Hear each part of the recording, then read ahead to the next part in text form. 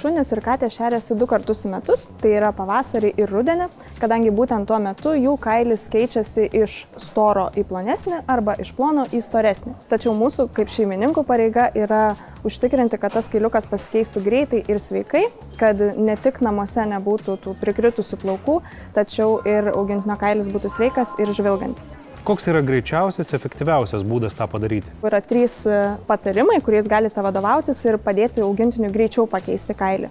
Tai pirmasis yra žinoma reguliarus šukavimas. Kokias šukas ir šepečius reikėtų rinktis būtent jūsų augintiniui priklauso nuo jo kailio tipo ir ilgio.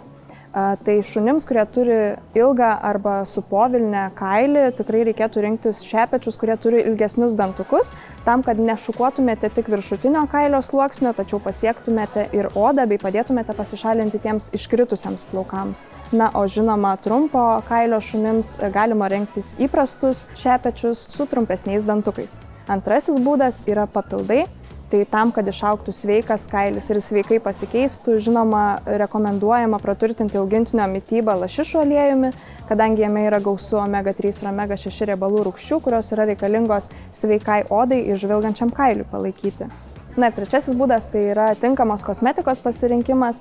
Tai būtent šerimo periodu rekomenduojama rinktis kosmetiką su eteriniais aliejais, kadangi jie padeda pasikeisti kailiui ir užtikrina gerą folikulų veiklą. O nukailinimo procedūros, ar jos yra veiksmingos, ar tai padeda greičiau išsišerti? Tikrai taip, jos būtent tam ir yra skirtos ir sukurtos.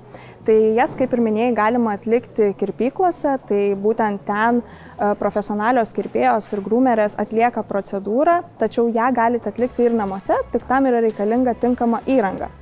Ko jums reikės geram nukailinimui atlikti, tai yra itin galingas fenas arba kompresorius, kuris stipria oro srove pašalina iškritusius plaukus ir neleidžia jiems užsilikti. Tai sezoninis kailio keitimasis yra natūralus ir neišvengiamas, tačiau remdamiesi mano patarimais ir taip pat juos atlikdami kompleksiškai galėsite užtikrinti, kad jūsų augintinio kailis pasikeis sveikai, bus žvilgantis ir galėsite džiaugtis namais be plaukų.